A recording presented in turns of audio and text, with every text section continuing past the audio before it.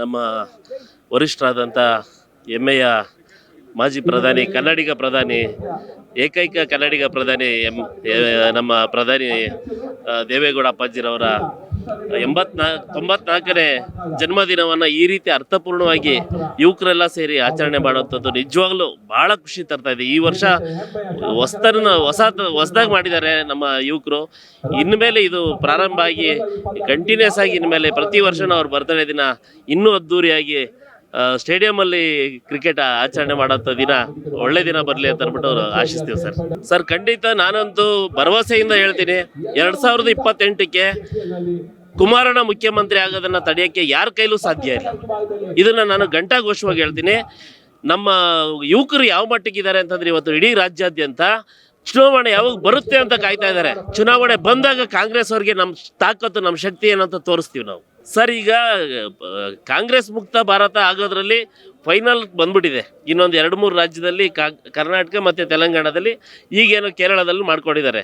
ಖಂಡಿತ ಈ 2028-29 ಖಂಡಿತ ಇಡೀ ದೇಶಾದ್ಯಂತ ಅವರು ಏನು ವಾಶ್ ಔಟ್ ಆಗ್ತಾರೆ ಅಂತ ಅಂದ್ಬಿಟ್ಟು ನಾನು ಘಂಟಾಘೋಷವಾಗಿ ಹೇಳ್ತೀನಿ ಸರ್. ಈಗ ಇಡೀ ದೇಶದ ಜನಕ್ಕೆ ಗೊತ್ತು ಹೈಕಮಾಂಡ್ ತೀರ್ಮಾನ ಏನು ಮಾಡ್ತಾರೆ ಅಂತ.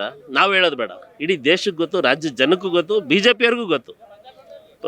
ಪ್ರಧಾನಿ, ಹೆಮ್ಮೆಯ ಪ್ರಧಾನಿ ನರೇಂದ್ರ ಮೋದಿಯವರು, ಅಮಿತ್ ಶಾಜಿ ಅವರು ಕುಮಾರಣ್ಣವ್ರ ಮೇಲೆ ಯಾವ ರೀತಿ ಗೌರವ ಇಟ್ಕೊಂಡಿದ್ದಾರೆ, ಯಾವ ರೀತಿ ನಂಬಿಕೆ ಇಟ್ಕೊಂಡಿದ್ದಾರೆ, ಆ ನಂಬಿಕೆಗೆ ಎಷ್ಟು ಕುಮಾರಣ್ಣ ಅರ್ಹರಾಗಿದ್ದಾರೆ ಅನ್ನೋದು ಇಡೀ ದೇಶಕ್ಕೆ ಜಗತ್ ಜಾಹೀರ್ ಸರ್. JP ಇಲ್ಲ ಅಂದರೆ ಜನತಾದಳ ಪ್ರೀಮಿಯರ್ ಲೀಗ್ನ ಯುವ ಜನತಾದಳ ಮತ್ತು ಸೋಷಿಯಲ್ ಮೀಡಿಯಾದ ಚಂದನ್ ಅವರು, ನಮ್ಮ ಪ್ರವೀಣ್ ಅವರು ಸೇರಿ ಒಳ್ಳೆ ಯುವಕರಿಗೆ ಒಳ್ಳೆ ಕ್ರಿಕೆಟ್ ಆಡಿಸಿ ಉತ್ಸಾಹ ತುಂಬ್ತವ್ರೆ. ನಮ್ಮ ಮಾಜಿ ಪ್ರಧಾನಿಗಳು ದೇಶಕ್ಕೊಬ್ಬರೇ ಪ್ರಧಾನಿ, ಇಂಡಿಯಾಕ್ಕೆ ದಕ್ಷಿಣ ಭಾರತದಲ್ಲೇ ಕನ್ನಡಿಗ ಯಾರು ಒಬ್ರು ಇದ್ದರೆ ಅವರು ದೇವೇಗೌಡ ಅಪ್ಪಾಜಿಯವರು ಪ್ರಧಾನಮಂತ್ರಿ ಆಗಿರೋದು. ಅವ್ರ ಜೊತೆಗೆ ಕುಮಾರಣ್ಣ ಇವಾಗ ಪ್ರೆಸೆಂಟ್ ರಾಷ್ಟ್ರದಲ್ಲಿ ಒಳ್ಳೆ ನೇಮ್ ಮಾಡ್ತಾಯಿದ್ದಾರೆ. ಇನ್ನೂ ಮುಂದಿನ ದಿನಗಳಲ್ಲಿ ಮುಖ್ಯಮಂತ್ರಿ ಕೂಡ ಸಮ್ಮಿಶ್ರ ಸರ್ಕಾರದಲ್ಲಿ ಆಯ್ತಾರೆ. ಇದೇ ಥರ ನಮ್ಮ ಈ ಯುವಕರಿಗೆ ಈ ಥರ ಕ್ರಿಕೆಟು, ಕಬಡ್ಡಿ ಮತ್ತು ಕ್ರೀಡೆಗಳನ್ನ ಜಾಸ್ತಿ ಡಿಸ್ಟಿಕ್ ಲೆವೆಲಲ್ಲಿ, ತಾಲೂಕು ಲೆವೆಲಲ್ಲಿ ಆಡಿಸ್ತಾ ಇದ್ದರೆ ಅಲ್ಲಿ ಯುವಕರುಗಳು ನೋಡ್ತಾ ನಮ್ಮ ಪಕ್ಷಕ್ಕೆ ಜಾಸ್ತಿ ಉತ್ಸಾಹ ಕೊಡ್ತಾರೆ.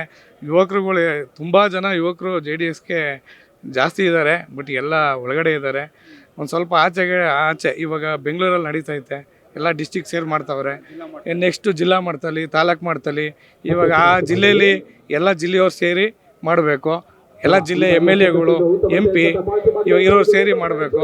ತಾಲೂಕು ಲೆವೆಲ್ ಬಂದಾಗ ತಾಲೂಕಲ್ಲಿ ಶಾಸಕರು, ತಾಲೂಕು ಅಧ್ಯಕ್ಷರು, ಯುವ ಜನತಾದಳ ಅಧ್ಯಕ್ಷರು ಮತ್ತು ತಾಲೂಕು JDS ಲೀಡ್ರುಗಳು ಸೇರಿ ಉತ್ಸಾಹ ಕೊಟ್ಟರೆ ಯುವಕರಿಗೆ ಜಾಸ್ತಿ ನಾವು ಅಂದ್ಕೊಂಡಿರೋದಕ್ಕಿಂತ ಹೆಚ್ಚಾಗಿ ಜನತಾದಳ ನೆಕ್ಸ್ಟು ಲೀಡ್ ಬರ್ತೀವಿ.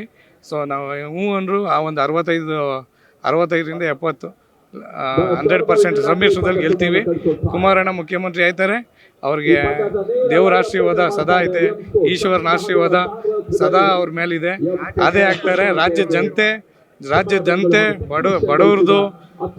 ಬಡವ್ರು ಬಂಧು ಅಂತಲೇ ಅವರು ಹೆಸರುವಾಸಿ. ಬಡವ್ರು ಬಂದು ರೈತಾಪಿ ವರ್ಗಕ್ಕೆ ತುಂಬ ಕೊಡುಗೆಗಳು ಕೊಟ್ಟವ್ರೆ. ದೇವೇಗೌಡರು ಕೊಟ್ಟವ್ರೆ, ಕುಮಾರಣ್ಣ ಕೊಟ್ಟವ್ರೆ. ಅದೆಲ್ಲ ನೋಡಿ ಎಲ್ಲರೂ ಆಲ್ರೆಡಿ ಈ ಕಾಂಗ್ರೆಸ್ ಸರ್ಕಾರ ನೋಡಿ ಬೇಸತ್ತೋಗವ್ರೆ ಜನ. ಈ ಎಲ್ಲ ಫ್ರೀಗಳು ಕೊಟ್ಟಿದ್ದೆಲ್ಲ ನೋಡಿ ಆಲೇ ಸರ್ಕಾರ ಹೆಂಗೆ ಅಂದರೆ ಭಿಕ್ಷೆ ಎತ್ತೋ ಥರ ಕಾಂಗ್ರೆಸ್ ಸರ್ಕಾರ ಆಗ್ಬಿಟ್ಟೈತೆ, ದಿವಾಳಿ ಎದ್ದೋಗೈತೆ.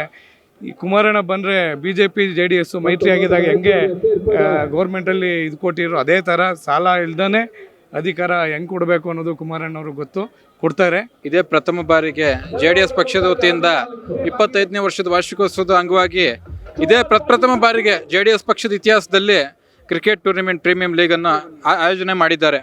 ಇದರ ಉದ್ದೇಶ ಕ್ರೀಡೆಯನ್ನು ಪ್ರೋತ್ಸಾಹಿಸೋದು, ಯುವಕರನ್ನು ಪ್ರೋತ್ಸಾಹಿಸೋದು. ಇಷ್ಟು ದಿನ ಗ್ರಾಮ ಮಟ್ಟದಲ್ಲಿ, ಪಂಚಾಯತಿ ಮಟ್ಟದಲ್ಲಿ, ಹೋಬಳಿ ಮಟ್ಟದಲ್ಲಿ, ತಾಲೂಕು ಮಟ್ಟದಲ್ಲಿ, ಕ್ಷೇತ್ರ ವೈಸಲ್ಲಿ ಕ್ರಿಕೆಟ್ ಮಾಡ್ತಿದ್ರು. ಯಾವುದೋ ಒಂದು ಟೀಮ್ ಹೆಸರಿನಲ್ಲಿ ಮಾಡ್ತಿದ್ರು. ನಮ್ಮ ಮುಖಂಡರು, ನಮ್ಮ ಕಾರ್ಯಕರ್ತನ ಆಹ್ವಾನ ಪತ್ರಿಕೆ ಕೊಟ್ಟು ಕರಿತಿದ್ರು. ಅದಕ್ಕೆ ಪ್ರೋತ್ಸಾಹ ಧನ ಎಲ್ಲ ನಮ್ಮ ಕಾರ್ಯಕರ್ತರು, ಮುಖಂಡರುಗಳೇ ಕೊಡ್ತಿದ್ರು ಅಲ್ವಾ. ಯಾಕೆ ಈ ಥರ ಒಂದು ಐಡಿಯಾ ಈ ಥರ ನಮ್ಮ ಪಾರ್ಟಿಯಿಂದನೇ ಮಾಡಬಾರ್ದು, ಏನೋ ಕ್ರಿಕೆಟ್ ಟೂರ್ನಿಮೆಂಟು ಅಂತ ಪ್ರವೀಣ್ ಅವರು, ನಮ್ಮ ಚಂದನ್ ದೊರೆಯವರು, ಅಪ್ಪಾಜಿ ದೇವೇಗೌಡರು, ಕುಮಾರಣ್ಣ, ನಿಖಿಲ್ ಅಣ್ಣವರು ಮತ್ತು ನಮ್ಮ ಪಕ್ಷದ ಶಾಸಕರುಗಳು, ಮಾಜಿ ಶಾಸಕರು, ಹಾಲಿ ಶಾಸಕರುಗಳು, ಮುಖಂಡರುಗಳು ಎಲ್ಲ ತೀರ್ಮಾನದಿಂದ ಇವತ್ತು ಒಂದು ಪ್ರೀಮಿಯಂ ಲೀಗ್ ಆಗಿದೆ ಈ ಮಾದವಾರ ಗ್ರೌಂಡಲ್ಲಿ. ಇದ್ರ ಉದ್ದೇಶ ಯುವಕರನ್ನು ಪ್ರೋತ್ಸಾಹಿಸೋದು. ಮುಂದಿನ ದಿನಗಳಲ್ಲಿ ಕುಮಾರಣ್ಣ ಕೊಟ್ಟಂಥ 20 ತಿಂಗಳ ಆಡಳಿತದಲ್ಲಿ, ಆಗ 20 ತಿಂಗಳು ಕೊಟ್ಟಂಥ ಆಡಳಿತದಲ್ಲೂ 30 ವರ್ಷಕ್ಕೆ ಆಗುವಷ್ಟು ಬಜೆಟ್ ತಂದು ಅನುದಾನ ಮಾಡಿ ಡೆವಲಪ್ಮೆಂಟ್ ಮಾಡಿದ್ದಾರೆ ಕುಮಾರಣ್ಣ. ಇನ್ನು 14 ತಿಂಗಳಲ್ಲಿ ರೈತರ ಸಾಲ ಮನ್ನಾ ಮಾಡಿದ್ದಾರೆ, ಮಹಿಳೆಯರ ಸಾಲ ಮನ್ನಾ ಮಾಡಿದ್ದಾರೆ. ಇನ್ನು ಬೀದಿ ಬದಿ ವ್ಯಾಪಾರಸ್ಥರಿಗೆ ಏನು ಸಾಲ ನೀಡೋ ಯೋಜನೆ, ಬಡ್ಡಿ ರಹಿತ ಸಾಲ ಮತ್ತು ಋಣಮುಕ್ತ ಕಾಯ್ದೆ ಕೊಟ್ಟಂಥ ಯೋಜನೆಯಲ್ಲಿ ಇವತ್ತು ನಮ್ಮ ಪಕ್ಷಕ್ಕೊಂದು ಹೆಸರಿದೆ ಅಲ್ವಾ. ಈಗ ಕಾಂಗ್ರೆಸ್ ವೃದ್ಧಾಪ್ಯ ವೇತನ ಕಾಂಗ್ರೆಸ್ ಕೊಡ್ತಾ ಇರೋವಂಥ ಈಗ ಇದೆಯಲ್ಲ ಗ್ಯಾರಂಟಿ ಯೋಜನೆ, ಬಜೆಟ್ ಇಲ್ಲ, ಏನು ಈ ಸರ್ಕಾರ ಕೊಡ್ತಿರೋಂಥ 5 ಸ್ಕೀಮ್ಗಳಿದ್ದಾವಲ್ಲ, ಹೆಣ್ಮಕ್ಳಿಗೆ ಏನೋ 2,000 ರೂಪಾಯಿ ಯೋಜನೆ ಈಗ ಸಾಲ ಮಾಡಿ ಸರ್ಕಾರ ನಡೆಸ್ತಾ ಇದೆ. ಇದನ್ನು ತಿಳ್ಕೊಂಡು ಅಕ್ಕಪಕ್ಕದ ರಾಜ್ಯದವ್ರು ಇವ್ರ ಥರದ್ದೇ ಪ್ರಣಾಳಿಕೆ ಬಿಡುಗಡೆ ಮಾಡ್ತಾ ಇದ್ದಾರೆ. ಕುಮಾರಣ್ಣ ಕೊಟ್ಟಂತೂ ಪಂಚರತ್ನ ರಥಯಾತ್ರೆ, ಏನು ಪಂಚರತ್ನ ಯೋಜನೆಗಳು, ಅದ್ರ ದೂರದೃಷ್ಟಿ 20 ವರ್ಷಕ್ಕೆ 30 ವರ್ಷಕ್ಕೆ ಆಗೋಷ್ಟು ದೂರದೃಷ್ಟಿ ಇತ್ತು. ಇವ್ರ ಥರ ಸಮಯಕ್ಕೆ ಆಗೋಷ್ಟು, ಸಂದರ್ಭಕ್ಕೆ ಆಗೋಷ್ಟು, ಅದನ್ನೇನಂತಾರೆ ಹೇಳಿ, ತತ್ಕ್ಷಣಕ್ಕೆ ಆಗೋಷ್ಟು ಡೆವಲಪ್ಮೆಂಟ್ ಮಾಡಿ ಜನಗಳನ್ನ ಸೋಮಾರಿ ಮಾಡಿ ಕುಣಿಸಿದ್ದಾರೆ. ಇವಾಗ ಪರಿಸ್ಥಿತಿ ಏನಾಗೈತೆ ಅಂದರೆ 100 ರೂಪಾಯಿ ದುಡಿಯೋನು, 200 ರೂಪಾಯಿ ದುಡಿಯೋನು, 300 ರೂಪಾಯಿ 1,000 ರೂಪಾಯಿ ದುಡಿಯೋನು ಟ್ಯಾಕ್ಸ್ ಕಟ್ತಾವನೆ, ಕುತ್ಕೊಂಡು ತಿನ್ನೋ ರೇಷನ್ ತಗೊಂಡು ಕುತ್ಕೊಂಡು ತಿಂತಾವನೆ. ಈ ಸ್ಥಿತಿಗೆ ಬಂದಿದೆ ನಮ್ಮ ಕರ್ನಾಟಕ ರಾಜ್ಯ. ಮುಂದಿನ ದಿನಗಳಲ್ಲಿ 2028ರಲ್ಲಿ ಕುಮಾರಣ್ಣನ ಜನತಾ ಸರ್ಕಾರ, ಜನರೊಂದಿಗೆ ಜನತಾದಳ, ಜನತಾ ಸರ್ಕಾರ, ಕನ್ನಡಿಗರ ಅಧಿಕಾರ, ಮುಂದಿನ ಮುಖ್ಯಮಂತ್ರಿ ಕುಮಾರಣ್ಣ ಆಗಬೇಕು. ಈ ಸಮಸ್ಯೆ ಎಲ್ಲ ಸಾಲ್ವ್ ಆಗಬೇಕಂದ್ರೆ ನೀವು ಸಣ್ಣ ಆಗ್ಬೇಕಲ್ವಾ, ಅದು ಒಂದು ಉತ್ತಮ ಆಹಾರದಿಂದ ಸಣ್ಣ ಆಗ್ಬೇಕಲ್ವಾ. ಪ್ರತಿದಿನ ನಮ್ಮ ಜೀನಿ ಸ್ಲಿಮ್ನ ಯೂಸ್ ಮಾಡಿ ಯಾವುದೇ ಸೈಡ್ ಎಫೆಕ್ಟ್ ಇಲ್ದಂಗೆ ನೀವು ಸಣ್ಣ ಆಗ್ತೀರಾ.